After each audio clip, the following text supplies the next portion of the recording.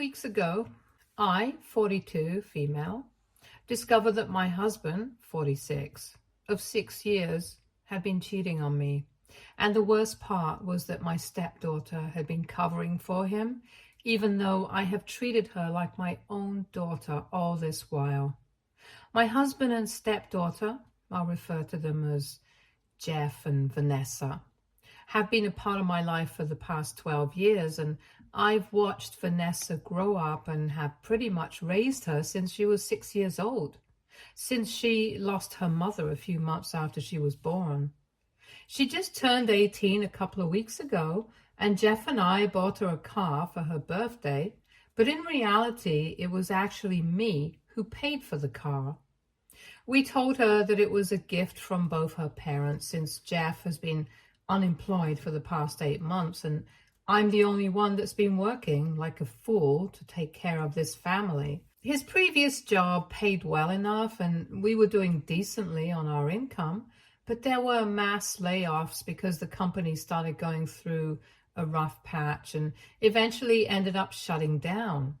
During that time, he lost his job, and I promised him that I would pull through until he was able to find something else.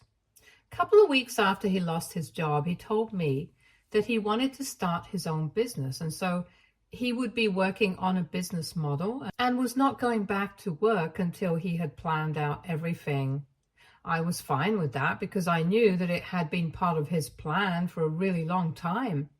And I agreed to this arrangement.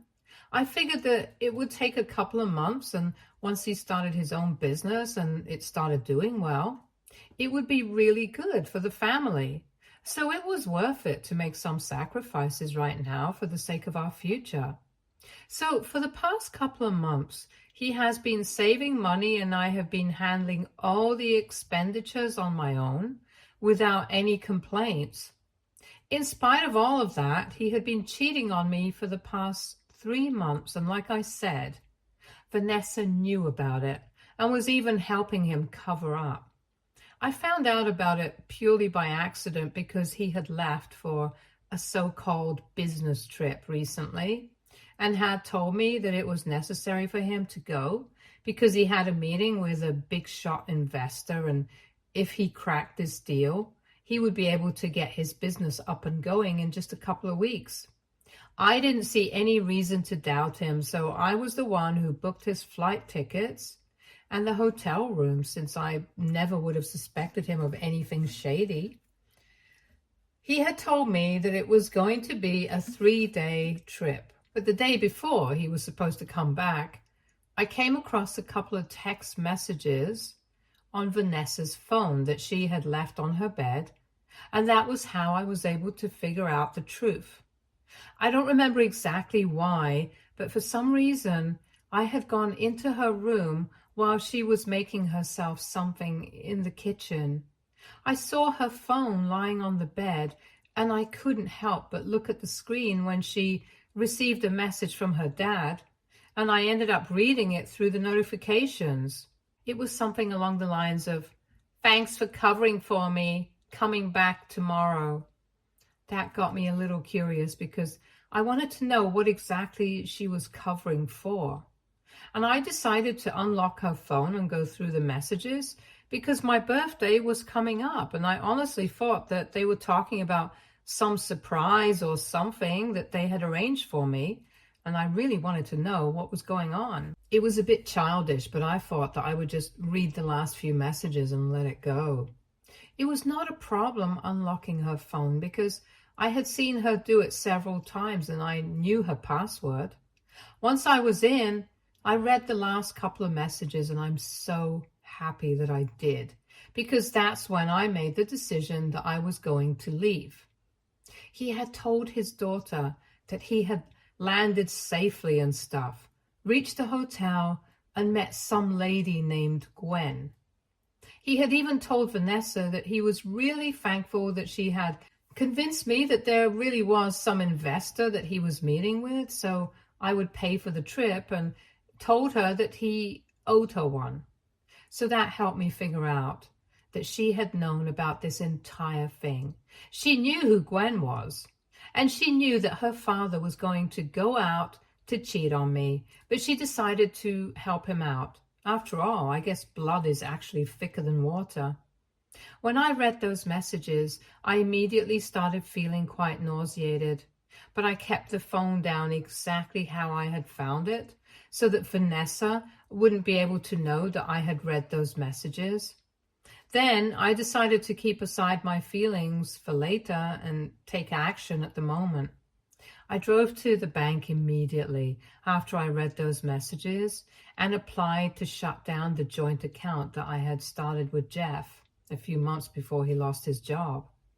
Back when he still had his job, we had decided that we would put aside some part of our income every month for stuff like our retirement and Vanessa's expenses in college. And even after he had lost his job, I had still been putting aside the money. However, that day I decided that it was time to shut that account since we were definitely going our separate ways. Our bank only required one of us to be there to apply to shut the account, so I transferred all the funds from that account to mine and initiated the process. Some of that money was supposed to be his, but I don't think it mattered because for the past 8 months I had been covering for him, so I think I deserved to keep the entire money from that account. After I did that, I felt much relieved, and while driving back home, I had a little crying session by myself, but put on a happy face before going back home because I did not want Vanessa to be able to figure out that I knew about everything. And the next day, when both she and her father would be home, that's what I was going to tell them. So for the rest of the day, I pretended like everything was fine.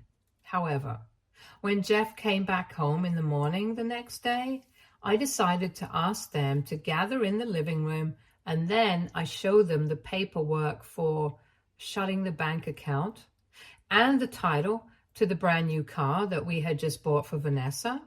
And I told them that I had shut the joint account, and I would also need them to hand over the keys of the car to me. Both of them looked shocked, probably because they had figured out that I knew by then. Then I confirmed it for both of them that I knew about Gwen because I had seen some messages on Vanessa's phone, and then Jeff got to his feet, trying to explain to me that Gwen was just a friend and it might have sounded suspicious, but it was really just all innocent and platonic. And he hadn't told me about it because he didn't want me to worry or overthink. But I'm no fool. I knew what was going on, and from the tone in the messages that he had sent to Vanessa, I knew that it had to be an extramarital affair because otherwise he wouldn't have gone to lengths to cover things up. So I told him to lay it off because there was no way that he would be able to fool me. And I told them that I wanted them to leave because after what had happened, I didn't want either of them to be a part of my life anymore. They had used me financially, and both of them had betrayed me. What hurt the most was that I had done everything right, and this is still how they treated me. After I had asked them to leave, they started pleading with me, apologizing to me and stuff, but I was not interested in hearing them out, and I told them that I was going to speak to a lawyer and get the divorce proceedings started soon because I had made up my mind.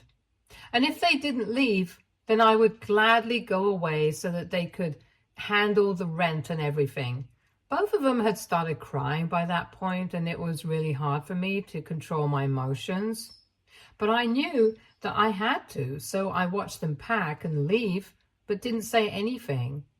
Then, once the two of them were gone, I broke down again, but I still called my parents up and told them everything. My dad was the one who did all the research and put me in touch with the divorce attorney later that day, and within a few days we had filed for a divorce. Those few days were very difficult because Jeff and Vanessa kept showing up at my house every single day to apologize, and I had to ignore all of it to the best of my abilities because I couldn't allow them back into my life again. Every single day, like clockwork, they would show up at my door in the evening, beg for me to let them in, and I would ignore them. I could have called the cops, but I didn't have the emotional strength for that. So I would just shut them out, lock myself in my bedroom and wait for it to be over. After I filed for the divorce and they still came back that day, I decided to open the door and tell Jeff that there was no point in trying to get me back anymore, because my lawyer and I had already filed for a divorce and he had better find an attorney as well. Then I shut the door and went back to my bedroom, and I could hear him and Vanessa screaming for me to come back out and at least talk to them, give them a chance to explain themselves and make things right with me. Anyway, after I told them that I had filed for a divorce, they didn't come back again, and I was a bit relieved. Then 2 days ago, my lawyer told me that Jeff and his lawyer had responded to my petition, and their claims were a bit surprising because they were not ready to agree with the terms of my divorce, even though I thought I was being relatively fair. But according to them, they felt like they deserved to keep the car that I had gifted to Vanessa, and they also wanted me to send him his share of the money from the joint account that I had transferred to my account before shutting it down. Not only that, but apparently they also felt entitled to ask for alimony because we had been together for a really long time, and this was the least that I could do for them since he was unemployed at the moment. And I hadn't given them enough time to prepare for this situation before kicking them out. I thought it was quite unfair of him to make any such demand, since he had cheated on me and had been cheating for the past 3 months. I knew that because he himself had mentioned it to me quite a few times because he thought it was going to make it better. He thought that having an affair for 3 months was somehow better than 3 years, since at least it didn't really mean anything. So after I received his response to the petition, I decided to do something kind of sly, and I called him up really late at night. I pretended like I was very upset and kind of tipsy so as to make it seem less unnatural for me to be calling him so late. And then I started talking about how he had let me down and that the response to my petition was even more hurtful than getting divorced because it made me feel like he had only been with me for money for the past couple of months, and that our relationship meant nothing to him. I started to pretend to cry, and I knew that doing that would help because it got him talking, and he started telling me that he didn't want this for either of us. But since I had already filed for a divorce, he had to look out for himself and Vanessa as well. He could deal with the fact that he was unemployed right now and was relying on his own parents for a home and food on the table. But Vanessa was going to start college in a couple of months, and he couldn't risk that, which is why he needed the money.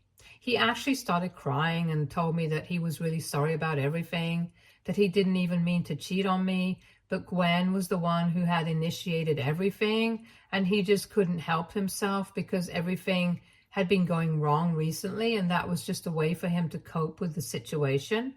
He tried to reassure me once again that the situation with Gwen meant absolutely nothing to him, that they had only hooked up once when he went on the trip, and before that they had only ever spoken to each other online. And then he said that if I wanted to, we could still cancel the divorce and get couples counseling and try to make this marriage work. But by then, I had heard enough. So I hung up on him, and since I had been recording that entire conversation, I sent it to my attorney as proof of him confessing that he had been cheating on me with Gwen. Unfortunately, when I had seen the proof on Vanessa's phone, I hadn't had the time to send it to myself. So it was just my word against his. And that would have made my case become weak. But now it was his own word against his, and my attorney told me that this would definitely help us out. That was 2 days back, and today we met with a mediator, and the first thing that we did was play the recording and say that because he had confessed to cheating on me, it meant that he couldn't talk his way out of it, and he would either have to agree to my terms for the divorce, or we would end up in family court with this, and even that wouldn't end up too well for him since we are from a fault-based divorce state. And most of the time when judges know that there has been adultery, they disqualify the adulterer for alimony. And to be honest, I didn't even want to entertain the idea of a mediator, and I wanted to take him to court. But my lawyer was the one who suggested it, since it might have been easier for him to just give up if he knew right from the beginning that it was a lost battle that he was fighting.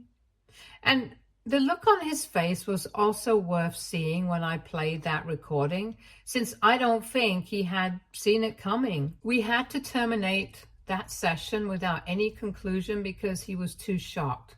And I was quite happy about it when I came back home. I still would have been happy about it right now if I hadn't received a text from Vanessa saying that it was really nasty of me to give Jeff false hope, because he had really started to think that I might forgive him after that phone call the other night, and only had he realized that it was just a way for me to manipulate him. For what it's worth, she also apologized for everything that had happened, but told me that Jeff was her father, and she felt like she needed to be on his side, and that's why she had covered up for him. But there was nobody who had regretted anything that had happened more than he did. And the least I could have done was not make a mockery of his feelings for me by using it to win the divorce. Apparently, once he had gotten home after the mediation session, he had completely broken down and nobody could comfort him and get him to stop crying. Not his parents, and not even her. She tried to make it seem like what they had done might have been wrong, but now I was in the same boat as them because I was turning out to be quite manipulative and ruthless. I personally don't think that's valid at all, but just because it's Vanessa who has been saying this, I can't help but take it to heart. I know it's irrational and unreasonable, but I still have to ask. AITA for tricking my soon-to-be ex-husband into confessing that he had cheated on me so that I could use that against him during our divorce. Update 1. So this subreddit gave me the exact kind of reality check that I needed, and I'm so thankful for it. Going through the comments was a really huge wake-up call for me, because I started to feel quite emotional simply because Vanessa had said something to me. People can get mad at their partners and decide to forgive them with their children. It's always dicey. I know that I'm not her biological mother. I've always known that. But nevertheless, I still raised her from when she was very little, and I have watched her grow up in front of my eyes. So naturally, it was quite difficult for me to come to terms with the fact that I was not going to be losing Jeff, but also Vanessa, the girl who I had raised like my own daughter. I had already been finding it very difficult to cope with my emotions, and I guess that's why I got a bit carried away and started feeling kind of guilty, which is why I had to come here for validation. Thanks to you guys, I now am fully aware that it was her trying to manipulate me into feeling bad, and that's exactly what I should not fall for. I had already blocked Jeff, and after reading through the comments here, I decided to block her as well.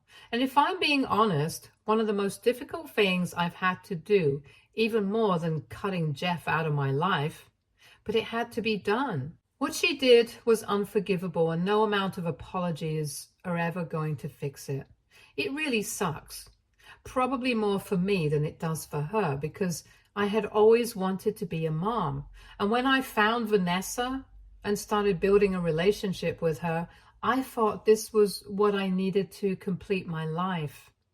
This is actually not my first marriage, and I had been married before, but unfortunately that marriage had also ended in a divorce because of my infertility.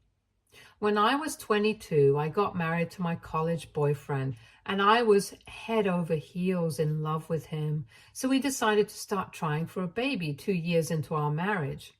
By then, we had been together for almost 5 years, and I thought that it was the right time.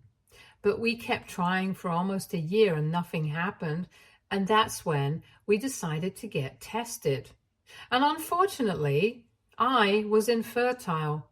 So We could keep trying, but it was likely that it would either take a really long time for me to get pregnant, or maybe I wouldn't be able to get pregnant without treatment and stuff at all.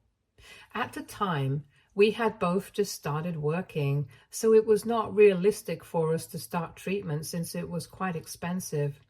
We didn't want to rely on our parents, so we had to push back our plans of getting pregnant, and it was hard for both of us. But he started distancing himself from me emotionally instead of being there for me. And eventually, I couldn't handle it anymore.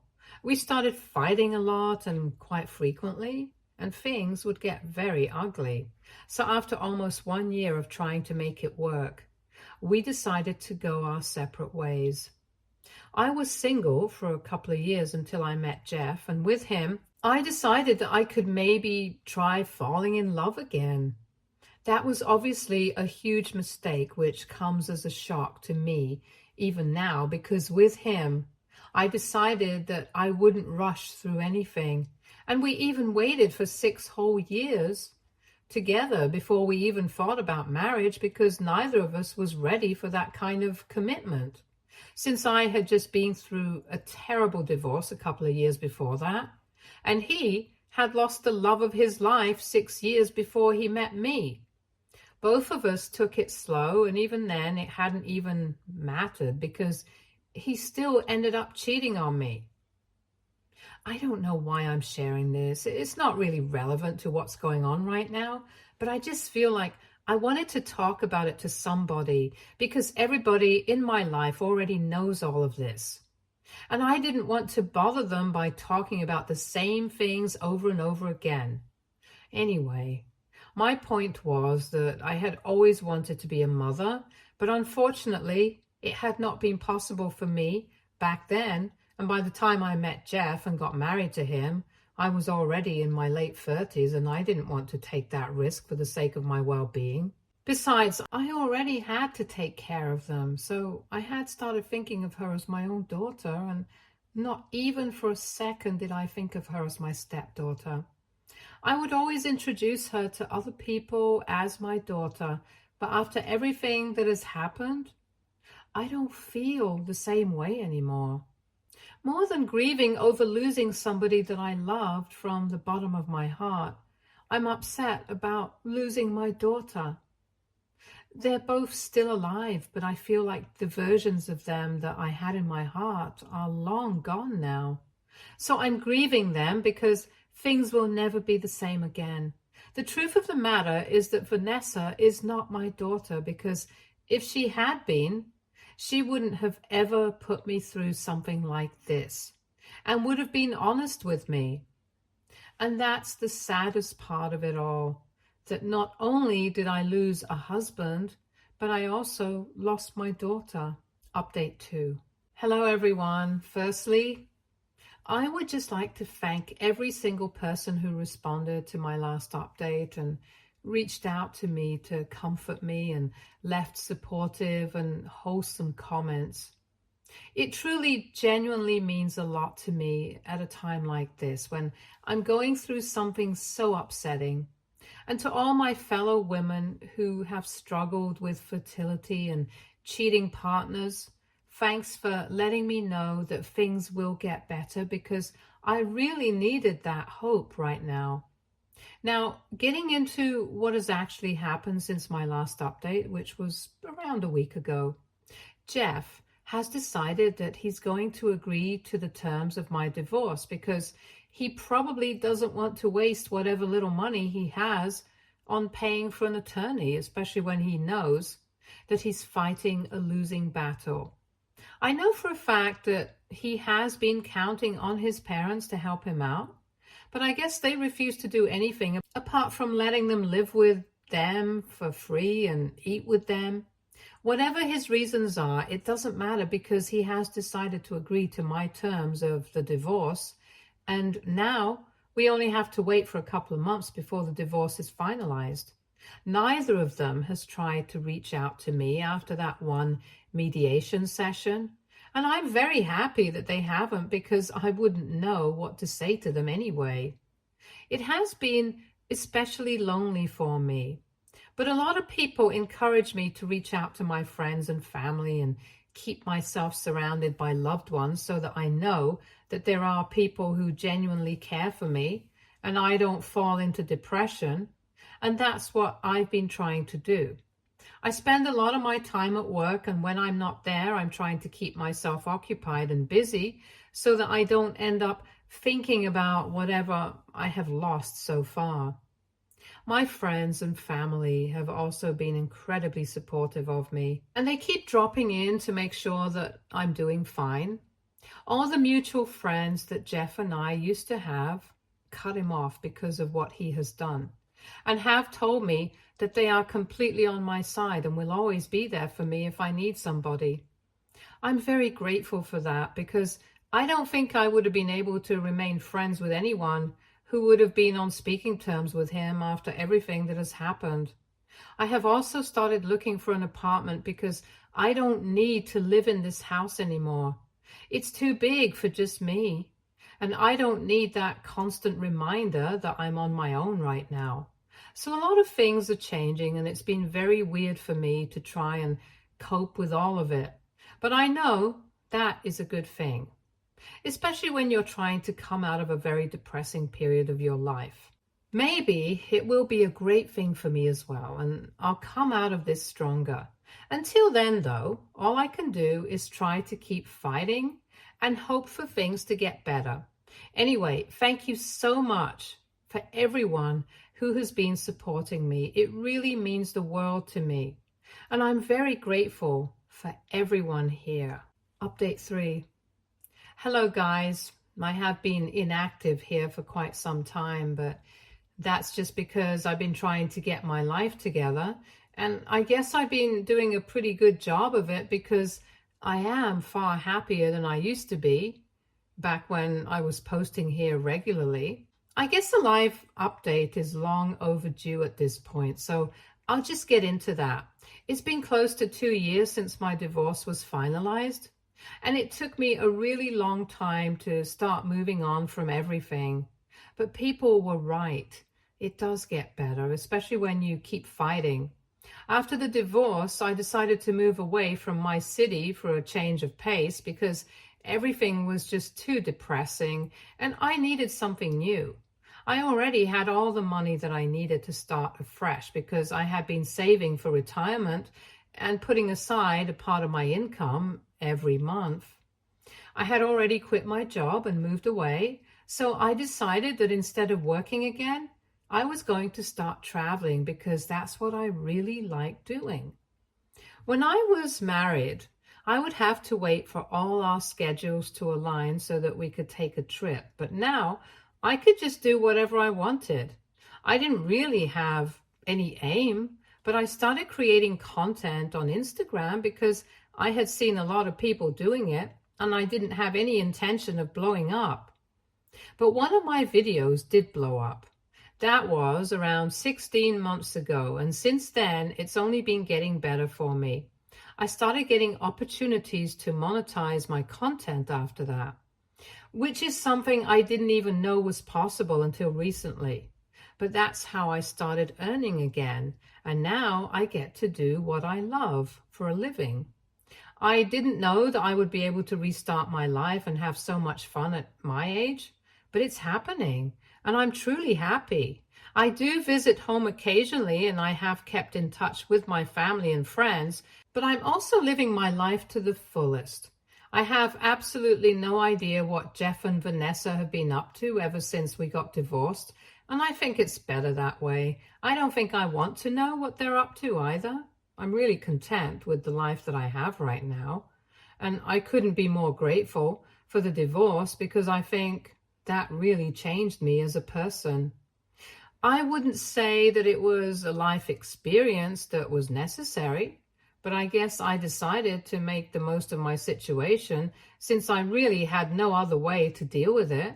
And it made me a bit fearless, which is why I'm getting to live the life that I have right now. And for that, I will always be grateful. Anyway, that was me. Thank you for continuing to support me. And I really hope that everyone else on this subreddit who has been going through the same kind of trouble just finds the strength to hang in there, because now I know from personal experience that sometimes it definitely does get better. Stay tuned for more stories from our girl relationships.